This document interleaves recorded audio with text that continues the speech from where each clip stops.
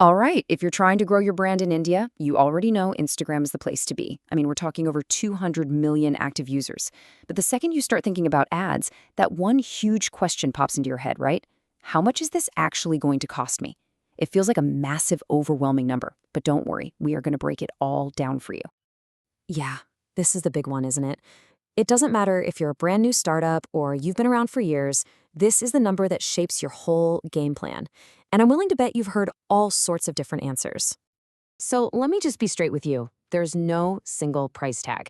The answer is, well, it's complicated. The cost is always changing, always moving, and yeah, that can feel pretty intimidating, but it doesn't have to be some big secret. In this explainer, we're going to give you a simple framework to make sense of it all. Okay, so here's how we're going to tackle this.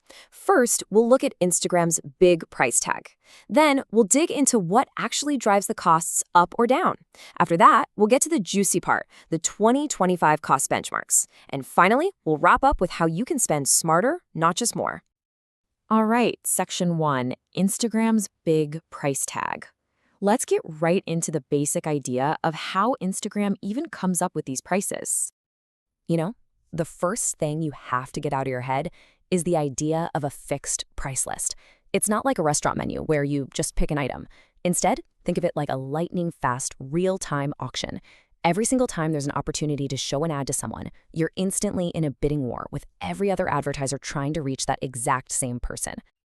So that brings us to the really important part, right? Section 2, what drives the cost? If it's an auction, what are the rules? What actually decides the price you end up paying? Let's get into the nitty-gritty. Now here's the secret sauce. It is not just about who throws the most money at it. Instagram's auction is way smarter than that. It's looking at your bid, sure, but it's also looking at your ad's quality and how relevant it is to the person seeing it. This is so important because it means a super creative, engaging ad can actually beat a competitor who bid more money. It's not just about budget, it's about being better. So keeping that auction in mind, your final cost really boils down to 5 key things. We're going to walk through every single one.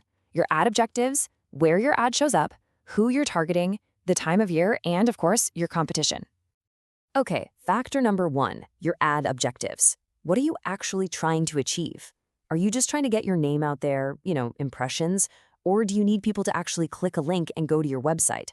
Your goal, whether it's clicks or CPC, completely changes the pricing game. It's the very first choice you have to lock in.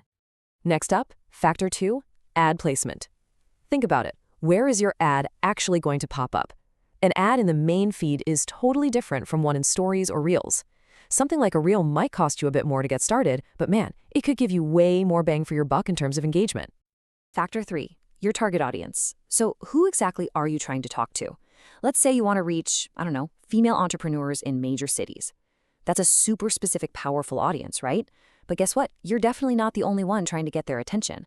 The more specific and valuable your audience is, the more people are bidding, and you guessed it, the higher the cost can go. And then there's seasonality, factor number 4. You know this one. Timing is everything. Think about it. During huge shopping seasons like Diwali or massive events like the IPL, everyone and their cousin is advertising. That huge spike in demand just creates this massive bidding war, and your costs can shoot through the roof.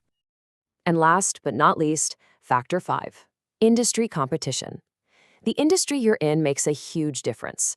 If you're in a super crowded field like e-commerce, for example, you are literally fighting for the same eyeballs as thousands of other brands. It's simple, really. The more crowded your playground, the more you're going to have to pay to be heard. Okay, section 3, the 2025 cost benchmarks. We've gone through all the whys. Now for the part I know you've been waiting for. Let's talk about the actual numbers. What can you really expect to spend? So, what are the actual numbers? Well, before we dive in, a quick heads up. These are benchmarks, okay? They're averages. Your own costs are going to change based on everything we just talked about. Your audience, how good your ads are, the timing. But these numbers will give you a fantastic starting point to plan your budget for 2025 here in India. Okay, let's look at the ad types. This is pretty interesting. You can see that video ads can be the most expensive per click, but they are amazing for telling a story. But hey, look at stories ads. They can go as low as 50 rupees. That's a massive opportunity for a really cost-effective campaign, especially if you make great creative that's built for that vertical view. Now, check this out. When you look at different industries, you really see how much competition matters. Look at education. The cost per click can be as low as 15 rupees. Now, compare that to the crazy competitive world of e-commerce, where you could be paying up to 80 rupees for the exact same click. It just goes to show you how much your specific market is going to shape your budget. All right, Section 4, how to spend smarter. We know the why and we know the what, so now let's talk about the how. How do you take all this information and actually use it to control your costs and spend smarter to get the best possible return? Here's your 4-step playbook for taking back control. Step 1, you have to refine your audience. Make sure you're talking to the right people. Step 2, A/B test everything. I'm serious, your pictures, your videos, your headlines, where you place the ad. Test it all to find the winners. Step 3, you need to live inside your analytics, track what's working. And finally, step 4, use all that data to actively manage your budget and your bidding strategy every single day. And hey, here are a few more quick tips for you. Always start small with your daily budget. Find what works, then scale up. Put your money behind the ads that people are already loving, your high engagement stuff. Also, watch your ad frequency. You don't want to show the same person the same ad 20 times and just annoy them. Oh, and definitely use remarketing. It's one of the best, most cost-effective ways to reach people who already know who you are.